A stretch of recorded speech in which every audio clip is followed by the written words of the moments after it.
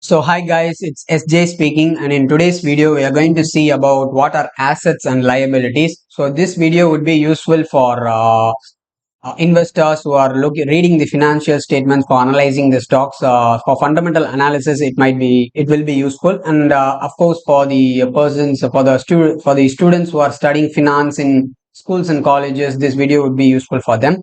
So coming to the topic, what is an asset? So assets have many definitions, such as an asset is a resource with an economic value which is owned and controlled by an individual, corporation, or country with the expectation that it will provide a future benefit. In simple words, an asset is something that is used to generate cash flows. Cash flows means it's an income. So, for example, if I am having a laptop and I'm using that laptop for creating YouTube videos, and out of the YouTube videos, I am getting some income, so that laptop is an asset for me. So another example is that, so if someone borrows money from you, so the money which you give to them, it is an asset for you since it generates an income. They give you interest. So since it's generating an interest, so it's an asset for you. But for them, it is an liability. So assets are reported on the company's balance sheet. So asset is something that is owned by you or something that is owed to you. Then assets are reported on the company's balance sheet. So formula for assets is equity plus liabilities. Then types of assets based upon convertibility. There are two types of assets based upon convertibility: current assets and non-current assets. So current assets are the assets that the company can easily convert into cash, probably within 1 year. So they are also known as short-term assets or floating assets. So examples of current assets include cash, marketable securities. These are investments in shares. The company might invest in some other company's shares. So after 2 or 3 weeks, the company might make a profit and take out those investments, and they are converted into cash. Then accounts receivable.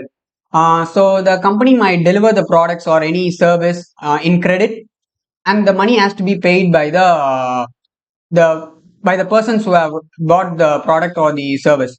So the money which has to be given to you, it is known as accounts receivable. So if the company pays, if you are paying in advance for some product or service, it is known as prepaid expenses, and that is also comes under current assets.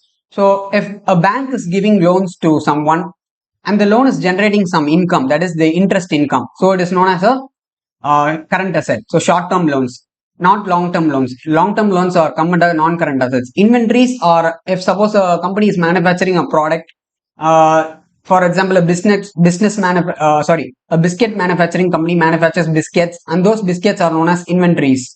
They are stocks. Those biscuits are sold as a wholesale, and they generate a revenue, so which is known as inventories. So then non-current assets. These are the assets that the company can't convert easily into cash. So usually takes more than a year for the company to convert these assets into cash. They are also known as long-term or fixed assets. Examples: land and buildings, furnitures, plant and machinery. Machinery refers to the equipments used for producing a product, and plant refers to the factory. For example, manufacturing factory, and that the some wastage or some harmful gases are produced, which are some harmful gases are produced in the manufacturing of sugar, and the company uses chimneys, factories which has chimneys to let those gases out, and these factories are known as plant. And vehicles, and then intellectual property. Intellectual property refers to patents, copyrights, trademarks, etc., like that. Suppose if you are inventing a thing and you don't want some other else to use those things, so this is known as patents. So intellectual property. And then comes long-term investments and long-term loans. And types of assets based upon physical existence. There are two types. That is tangible and intangible. So tangible assets have a physical existence. Any asset that have a physical appearance is known as tangible. So they can be both current and non-current. Examples include cash, investments. So now the shares are held in Demat form. So that is electronic form. But in those days, the shares are held in physical form. So you will given a share certificate once you buy those shares. Even now you can opt for physical shares in case if you don't want electronic shares. So then land and buildings, furniture, plant and equipment, vehicles. Then finally, intangible assets. So these are the assets that have no physical existence, yet they have a monetary value. They have value. So you can value them in terms of money. So these are non-current assets. So patents, logo, trademarks, copyrights, brand value, goodwill, self-developed softwares, and customer data. So take an example, brand value. So you are starting a company as a startup. You are not that much well known to others, but you don't have that much value in the starting phase. But once you develop or again and again, and your profits are high, your sales are high, and your profits are high, you become well known to the customers and the people around. And then someone is willing to buy your company from you. You must, if you are willing to sell your company to him, you can keep a value for for your brand, and then you can sell him or her. And then coming to the type of assets based upon usage, there are two types: operating and non-operating. Operating assets are the assets that the company use in its day-to-day operations for generating revenue. For example, cash, accounts receivable, prepaid expenses, buildings, plant and machinery, inventory, patents and copyrights, licenses and permits, goodwill. So suppose if the company is not using some assets in the day-to-day operations, but they still generate a revenue, it is known as non-operating. For example, some cash are not utilized for a long term. So these are non-operating. Or investments. If you are investing in, if a company invests in some shares, it just leaves them and it carries on its other work. So, but still those investments generate a revenue. So since it is not used in the day-to-day operations, but they are generating a revenue, it is known as non-operating. It can be both short-term and long-term. Then comes the interest income from fixed deposit, and then idle equipments. So idle equipment, some equipment might not be used to produce a product, but they are still there. So they are not involved in day-to-day business operations. So it is known as non-operating. And then vacant land. So land usually appreciates, especially if they are built in some working place, such as in cities. So they appreciate in value, but they are not used for business. So it is known as non-operating. And then after the assets comes the liabilities. A liability is something a person or a company owes to someone else. It is usually a sum of money, and it can also be a product or service. So liabilities means obligations. So it is duty. So suppose if you borrow money from someone, it is your duty to repay the money. So that is why liabilities are also known as debt obligations. So it is something a person or company owes to someone else. It is usually a sum of money, or it can also be a product or service. It is the state of being legally responsible for something. The company usually borrows money from various creditors and investors for funding its operations, and these are the company's liabilities. They are also reported on the balance sheets. Formula is assets minus equity. Liabilities is equal to assets minus equity. So types of liabilities. There are many types such as current, non-current, contingent, internal liability and external liability based upon the four sources of funds raised. Sources of funds raised. So and then comes limited and unlimited liability. So when coming to current liabilities, these are the short-term debt obligations that the company must repay to its creditors within 1 year. So these are also known as short-term or floating liabilities. Examples: accounts payable. So for example, if the company receives some raw materials in credit, the company is liable to pay the money in the near term. So it is known as accounts receivable to its suppliers or vendors. The company must pay taxes to government. Then the company must pay interest to the bond holders. The company might have issued bonds to some investors, and so this is known as interest payable. And then the dividends payable. The company must pay dividends to shareholders, and the company must pay wages to its laborers, and the company must accrued expenses means, suppose if you are having a monthly salary of 30,000 rupees, so if you are calculating salary per day, it will be 1,000 rupees for 30 days. If 15 days passes by, then your accrued expenses is 15,000. So these are incurred, but they are and are also recorded, but they are not paid. So once after the 30 days is gone, the company usually credits its salaries after the next month, 1 or 2, 3 days. So at that time, it is known as outstanding expense. So this is the difference between accrued expenses and outstanding expense. Before the due date, it is calculated as accrued, and after the due date, it is calculated as outstanding expenses. And then comes the unearned revenues. Suppose if you received a payment for some product or service, but you have not yet delivered the product or service to the customer or provided service, then it is known as unearned revenue. Since you have received the money that not yet provided the service or the product, it is you have unearned that money. So it is known as unearned revenues. So it is a current liability. And then comes the non-current liabilities. These are long-term debt obligations that the company must pay to its creditors. It usually takes more than the year for the company to pay back its debt. They are also known as long-term or fixed liabilities. Examples: long-term loans, bonds payable, debentures. Debentures are unsecured loans.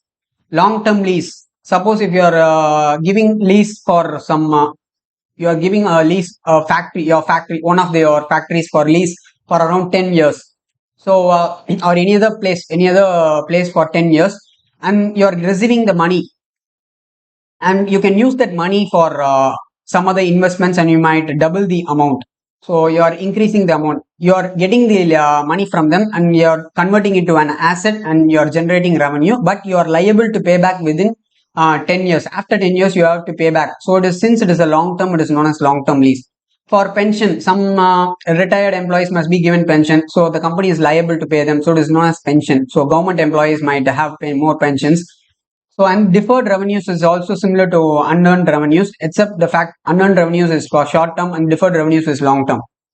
And then comes contingent liability. It is a potential liability that may or may not occur based upon the outcome of an uncertain event. For example, if someone puts a case against your company, they are filing a case against you, and if your company is found guilty, then you are liable to pay back the money. If your company is not guilty, then you are not liable. So it may or may not occur based upon the outcome. So it is known as contingent. Investigation also, if someone files a lawsuit, and the respected authorities conduct investigations of their company, and if you are found guilty, then you are liable to pay the amount. If not, you are not liable. So it may or may not occur. This is also contingent. So product warranties. Suppose you are buying a product, and suppose you are buying a laptop, and for 2 years there is warranty. After 1 year the laptop stopped working, so you are asking for a replacement, and the company is liable to replace that product for you. So this is, you may or may not replace the product. If you replace, it is a contingent liability. So it may or may not occur, so it is known as contingent. Then comes the government policy changes. If some policies are made, you might be liable to pay some amount. If the policies are stable, then you need not pay. So it is also contingent. So anything which is uncertain may or may not occur, it is known as contingent. Then internal liability and external. These two liabilities are based upon the sources of funds borrowed. So suppose if the company borrows money from the internal parties, so internal liabilities or debt obligations that the company has to pay back to the internal parties such as promoters, employees, etc. If the company raises capital from investors, that is equity share capital, it is known as internal liability. Of course, equity is considered as shareholders' equity, but of course it's an internal liability. Since the company borrows money and uses those money for its operations, so it is capital. And then comes the accumulated profits. Once the company has profit, it has to distribute some of those profit as dividends to the shareholders. And then comes salaries. The company has to provide, liable to pay salaries to its employees. And then comes the internal liability. These are the debt obligations that the company has to pay back to the outside parties such as creditors and vendors. In the case of internal, it is internal parties. In the case of external, it is known as outside parties. So if the company borrows money from the bank, it gets loan from banks, it is liable to pay back the bank. And bank overdrafts. What is meant by overdraft? Suppose if you're having 500 rupees in your bank account, but you need urgently 1000 rupees, bank might give you extra 500 rupees, which is known as overdraft facility, but you have to repay the bank 500 rupees along with the interest. So this is known as external. This is one of the external liability. And then interest to bondholders is also external liability, and taxes to the governments. So next comes the unlimited and limited liability. So unlimited liability refers to the full legal responsibility that the company owners and partners take for all the company's debt obligations. If the company can't pay back the debt within the given time, then each of the business partners is equally responsible, and the lenders and creditors have the right to seize each of the business owners' personal assets to get back their money. Suppose if 5 members start a company, 5 partners, so 1 lakh rupees they are investing for starting some company. So first 3 members give to 25,000 each, so 75,000 is raised, and fourth member gives 12,500, and fifth member gives 12,500. Though their investments are not equal, if the company has to pay debt, if the company borrows money and has to repay to some creditors, those 5 members are equally responsible. Though the fourth and fifth member has invested less, still they have to pay equally. So this is known as unlimited liability. It's a disadvantage. Also, the creditors and in the creditors and lenders have the right to seize business companies assets as well as their personal assets such as their house, their vehicles. Though each of the five members' personal assets, the lenders can seize those assets too. So this is unlimited liability. So in the case of limited liability, so such as now most companies are limited liability companies. They are not unlimited liabilities companies. That is what known as private limited and public limited companies. So by having this advantage, if you must get registered as private limited. So once you get registered, you might get a PAN card separately for the company. So this refers to the legal responsibility that the company owners and promoters take based upon the amount of money they have invested in the company. The owners and partners are liable to pay back the debt equal to the value of the shares. The creditors and lenders don't have the right to seize the company's owners' personal assets.